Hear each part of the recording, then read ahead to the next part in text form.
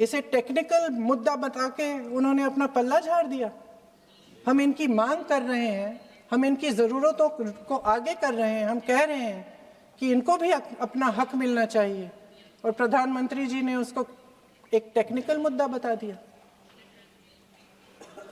हमारे प्रधानमंत्री महोदय किस बात से घबरा रहे हैं?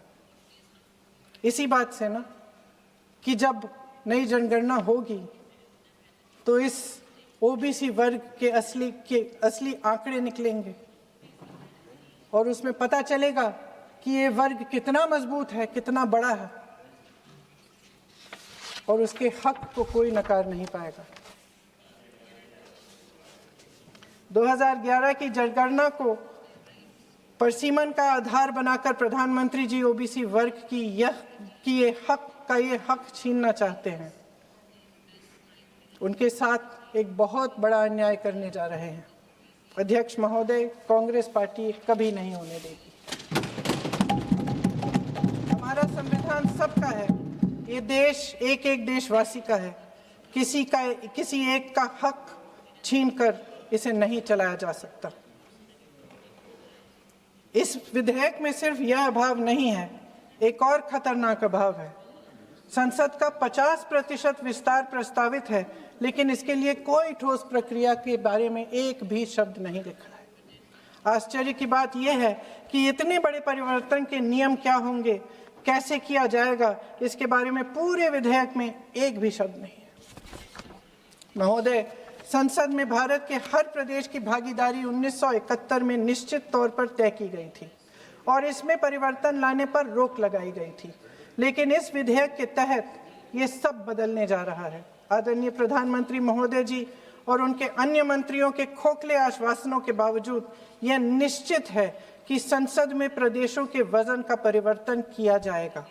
हमारे लोकतंत्र की व्यवस्था में इतने बड़े परिवर्तन के लिए पूरी प्रक्रिया बनी हुई है, मगर इनकी योजना यही है कि प्रक्रिया को नकारा जाएगा। जिस तरह असम में इन्होंने मन चाहे सीटों को काटा पीटा, विपक्षी दलों के नेताओं की सीटों का विभाजन किया और अपने राजनीतिक फायदे के लिए नई सीमाएं बनाई, उसी तरह ये पूरे देश में इसका मतलब ये है कि परसीमन आयोग में सरकार द्वारा चुने गए 3 जने इस पूरे देश के प्रदेशों का वजूद, देश के लोकतंत्र में उनकी भागीदारी और उनका महत्व तय करेंगे। लोकतंत्र को खत्म करने की शुरुआत तो इस सरकार ने चुनाव आयोग, न्यायपालिका, मीडिया और अन्य संस्थाओं पर अपना पूरा दबाव डालकर शुरू कर ही लिया था, मगर अब लोकतंत्र पर खुला वार होने जा रहा है। अगर ये विधेयक पारित होता है तो समझ लीजिए कि इस देश में लोकतंत्र खत्म हो जाएगा। अध्यक्ष महोदय, मौजूदा सरकार एक बार फिर इस देश की जनता की आंखों में धूल झोंकने का काम करके देश की अखंडता पर बहुत बड़ा हमला कर रही है। एक तरफ महिला आरक्षण की बड़ी बड़ी बातें, तो दूसरी तरफ गुप्त रूप से ओबीसी वर्ग का हक छीना जा रहा है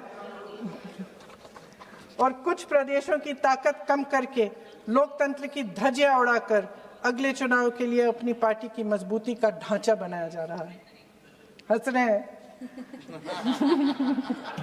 गृह मंत्री जी, हंस रहे हैं। पूरी योजना बना रखी है। चाणक्य आज अगर जिंदा होते तो वो भी चौंक जाते आपकी राजनीतिक कुटिलता पे।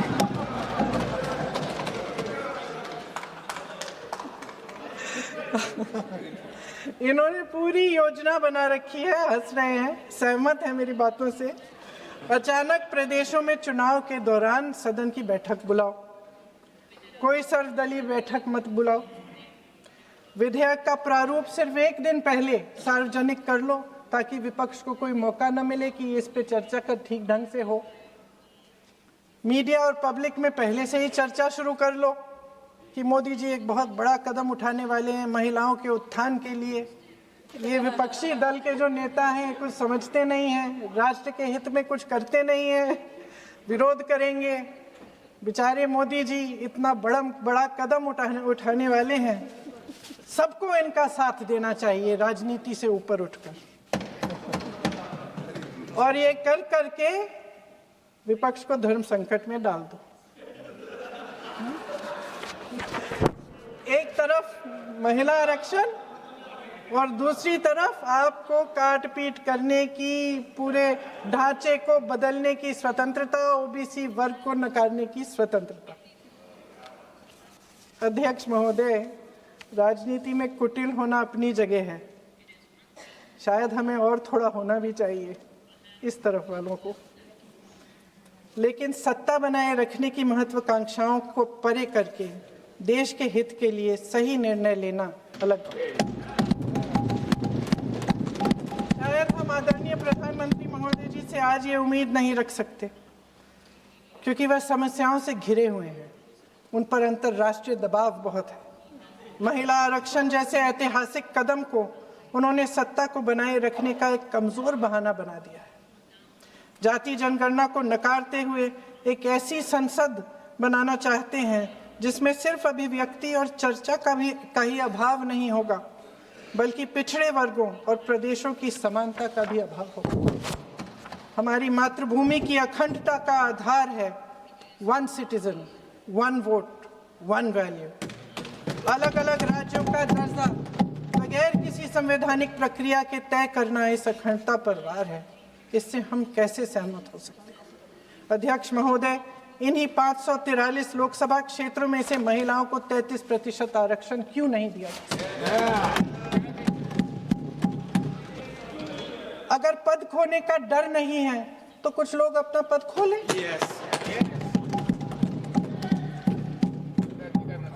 इसी में से SC ST का जो दर्जा है, SC ST में महिलाओं का आरक्षण 33% हो जाए, 1/3 आरक्षण हो जाए, ओबीसी का भी उचित आरक्षण हो जाए, आज पारित हो सकता है। शुभ काम भी हो जाएगा, बेवजह प्रक्रियाहीन परिसीमन से देश का नुकसान भी नहीं होगा और काला टीका भी काम आ जाएगा।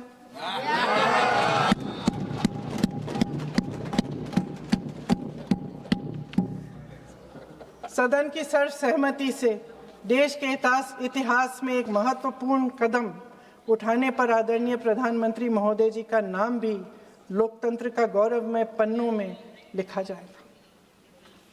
अध्यक्ष महोदय, हम चाहे बड़े शहरों में रहती हों या छोटे कस्बों में, गांव में,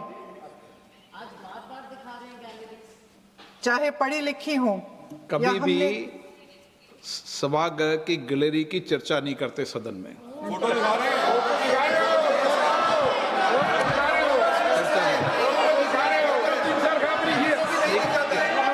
एक मिनट महोदय, मैं थोड़ी अभी भी थोड़ी नई हूँ, मैं समझ जाऊंगी। प्रियंका जी, एक मिनट। माननीय सभासदों, सभा की सहमति हो तो सभा की कार्रवाई आज रात को 11 बजे तक बढ़ा दी जाए।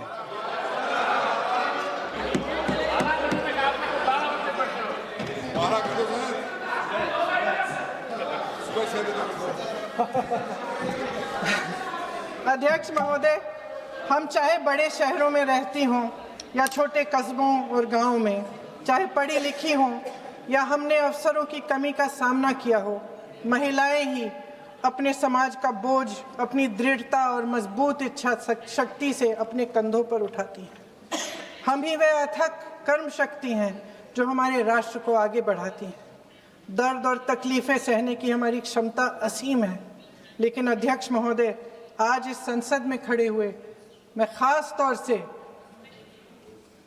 अपने पुरुष साथियों को याद दिलाना चाहती हूँ कि इस देश की महिलाएं निडरता पूर्वक जीवन के कठिन से कठिन परिस्थितियों में अपने हक के लिए लड़ना भी जानती हैं।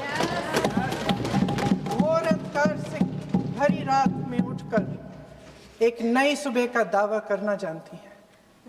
इस देश की महिलाएं वे जबरदस्त सामूहिक शक्ति हैं जो इस देश के भविष्य को आकार दे रही हैं। इसलिए अध्यक्ष महोदय, आपके द्वारा मैं आदरणीय प्रधानमंत्री महोदय जी को ये कहना चाहती हूँ कि अगर वे इस ऐतिहासिक कदम को ईमानदारी से उठा रहे होते तो पूरा संसद इनके साथ एकजुट होकर इसे पारित करता।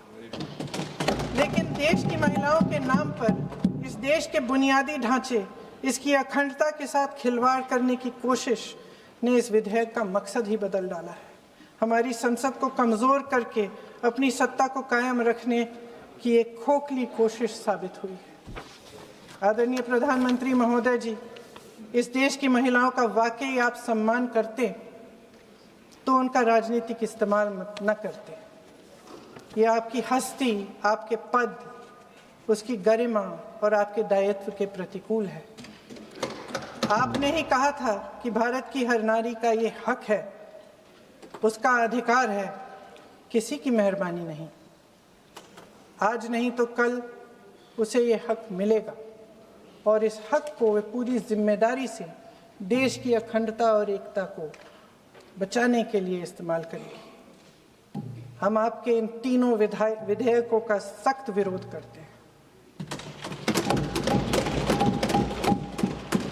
लेकिन अभी भी आप एक ऐसा निर्णय ले सकते हैं जो सर्वसहमति से इस सदन में पारित हो जाएगा और हमारे देश की हर नारी को अपनी असली शक्ति को धारण करने का मौका मिलेगा।